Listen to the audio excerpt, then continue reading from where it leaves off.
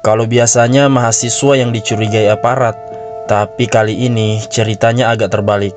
Justru aparat yang dicurigai mahasiswa. Dan jujur saja, ini seperti nonton sinetron yang penulis skenarionya lagi minum kopi 3 gelas. Jadi ceritanya begini. Setelah aksi demonstrasi di titik nol Yogyakarta, seorang pria masuk ke lingkungan kampus UMY. Mahasiswa curiga karena orang tersebut diduga mengambil foto peserta aksi dan terlihat mengikuti pergerakan mereka. Mahasiswa lalu mengamankan pria itu. Setelah ramai di media sosial, ternyata pria tersebut adalah anggota Intel dari Polda Yogyakarta yang sedang menjalankan tugas pengamanan. Nah, di sini pertanyaan menarik.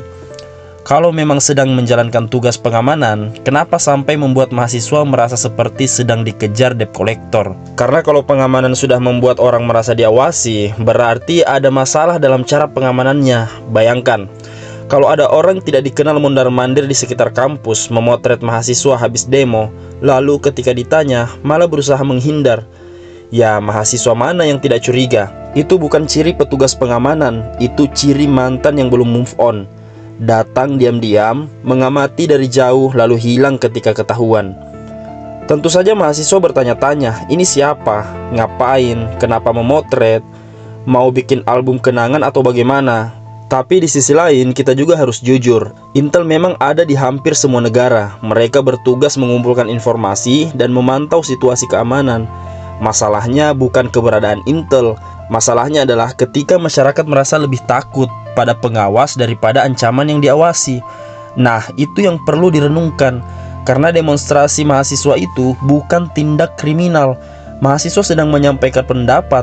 Mereka bukan sindikat pencucian uang, bukan jaringan penyeludup, bukan kartel narkoba. Mereka cuma membawa spanduk, toa, dan kadang-kadang membawa tugas kuliah yang belum selesai. Kalau setiap selesai demo mereka merasa ada yang mengikuti sampai ke kampus, ya wajar kalau muncul rasa tidak nyaman. Dan rasa tidak nyaman itu berbahaya dalam demokrasi. Karena demokrasi hidup dari keberanian berbicara, bukan dari keberanian mengintip. Coba bayangkan kalau kebiasaan ini terus terjadi, besok mahasiswa mau demo, temannya bilang, "Bro, ikut demo." Mahasiswa itu menjawab, "Mau sih, tapi nanti fotoku masuk album keluarga Intel lagi." Akhirnya orang memilih diam. Padahal kritik adalah vitamin demokrasi. Kalau kritik hilang, yang tersisa cuma pujian. Dan negara hanya mendengar pujian biasanya sedang menuju masalah besar. Karena tidak ada alarm yang berbunyi ketika kebijakan mulai melenceng. Yang ada cuma tepuk tangan. Dan sejarah membuktikan tepuk tangan yang terlalu lama seringkali berakhir menjadi penyesalan yang panjang. Tapi mahasiswa juga perlu belajar satu hal. Jangan semua hal langsung dianggap konspirasi. Jangan sedikit-sedikit bilang sedang dibuntuti CIA, Mossad, dan lain-lain. Karena tidak semua orang yang memegang kamera sedang mengawasi. Bisa saja dia memang sedang bertugas, bisa juga sedang cari sinyal, atau mungkin lagi bingung mencari kantin. Makanya yang dibutuhkan adalah transparansi. Kalau memang petugas, jelaskan. Kalau memang sedang menjalankan tugas, sampaikan. Karena komunikasi yang jelas jauh lebih murah daripada klarifikasi setelah viral. Peristiwa UMY ini sebenarnya bukan soal mahasiswa versus polisi. Ini soal kepercayaan. Dan kepercayaan itu sangat-sangat mahal. Dibangun bertahun-tahun, tapi bisa rusak hanya karena satu tindakan yang membuat orang merasa diawasi.